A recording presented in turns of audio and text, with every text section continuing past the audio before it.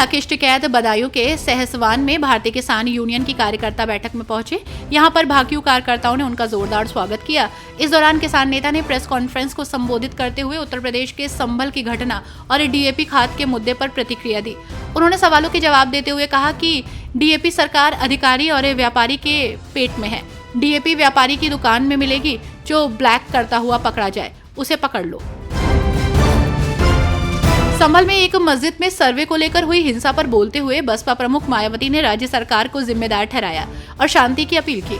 उन्होंने कहा कि संभल में एक मस्जिद के सर्वे के दौरान जो हिंसा हुई उसके लिए पूरी तरह से यूपी सरकार जिम्मेदार है। वहां जो कुछ भी हो रहा है वो निंदनीय है। मैं लोगों से शांति बनाए रखने की अपील करती हूँ। संभल में जामा मस्जिद के सर्वे के दौरान भड़की हिंसा में 3 युवकों की मौत हो गई। कमिश्नर अंजनेय सिंह ने इसकी पुष्टि की है।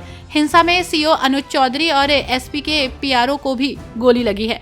मृतकों के परिजनों का दावा है कि पुलिस की गोली से मौत हुई है। हालांकि कमिश्नर ने कहा कि पुलिस फायरिंग में कोई मौत नहीं हुई है। कमिश्नर ने कहा कि हमलावर प्लॉट तरीके से सर्वे टीम को टारगेट करना चाहते थे।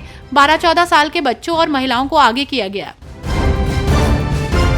समाजवादी पार्टी के नेता एसटी हसन ने हाल ही में इलेक्टोरल सिस्टम को डिफेक्टिव बताते हुए आलोचना की। उनका ये बयान भारतीय चुनाव प्रणाली की खामियों पर आधारित है, जिसे उन्होंने सुधार की आवश्यकता जताई है। एसटी हसन ने चुनाव प्रणाली को लेकर कहा कि मौजूदा व्यवस्था में कई समस्याएं हैं जो निष्पक्ष और न्यायपूर्ण चुनाव के लिए रुकावटें उत्पन्न करती हैं। बीजेपी सेट कर लेती है कि हमें बड़े स्टेट को कैसे जीतना है। जैसे आपने महाराष्ट्र में देखा, किसी ने उम्मीद नहीं की थी कि इस तरह के नतीजे आएंगे। डॉक्टर विशाखा त्रिपाठी के निधन के बाद कृपालु भक्तिधाम मनगढ़ में 3 दिन का शोक घोषित किया गया है। डॉक्टर विशाखा का अंतिम संस्कार वृंदावन में किया जाएगा। आपको बता दें कि जगत गुरु कृपालु जी महाराज की बड़ी बेटी डॉक्टर विशाखा की सड़क हादसे में मौत हो गई, जबकि 2 बेटियों को गंभीर हालत में अस्पताल में भर्ती कराया गया। मौत की खबर सुनकर कृपालु परिषद में सभी शोक में डूबे हैं। शाही जामा मस्जिद सर्वेक्षण पर बोलते हुए वरिष्ठ अधिवक्ता विष्णु शंकर जैन ने कहा कि 19 नवंबर को पारित न्यायालय के आदेश के अनुपालन में एडवोकेट कमिश्नर द्वारा आज सुबह 7:30 बजे से 10 बजे तक दूसरे दिन का सर्वेक्षण किया गया। इस दौरान इस सर्वेक्षण में सभी विशेषताओं का अध्ययन किया गया। न्यायालय द्वारा निर्देशित वीडियोग्राफी और फोटोग्राफी का अनुपालन किया गया।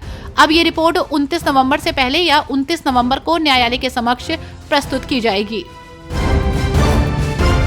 अलीगढ़ जिले के सभी कोल्ड स्टोरेज में सड़े गले आलू अब फेंके या गड्ढों में दबाए नहीं जाएंगे, बल्कि वैज्ञानिक तरीके से बनने वाले इस प्लांट में सड़े गले आलू से कंपोस्ट खाद तैयार करना होगा, जिसका रिकॉर्ड रखकर संचालक किसानों को बेच सकेंगे। इसके लिए संचालक विषय विशेषज्ञों की सलाह लेकर कार्य करेंगे। यह आदेश उद्यान विभाग के प्रमुख सचिव BL मीणा ने सूबे के सभी जिलाधिकारी और जिला उद्यान अधिकारी को आदेश जारी किया है। उत्तर प्रदेश के गोरखपुर में ABVP के 70वें राष्ट्रीय अधिवेशन के समापन समारोह में मुख्यमंत्री योगी आदित्यनाथ ने एक जनसभा को संबोधित किया। इस दौरान सीएम योगी ने देश के स्वतंत्रता सेनानियों को याद किया, जिनको याद करते हुए सीएम योगी भावुक हो गए। राम मंदिर में प्राण प्रतिष्ठा के बाद पहली बार श्री राम बारात में देश भर का प्रतिनिधित्व दिखाई देगा। लगभग 17 प्रांतों के राम भक्त बारात में शामिल होने के लिए अयोध्या पहुंच रहे हैं। 26 नवंबर को सुबह 8:30 बजे निकलने वाली बारात के लिए 4 विशेष रथ को भी तैयार किया गया है, जिसमें एक पर 51 तीर्थों का जल रहेगा। बारात में दूल्हा बने चारों भाइयों के स्वरूप के साथ मूर्तियों को भी शामिल किया जाएगा। तकरीबन 500 बाराती जनकपुर पहुंचेंगे।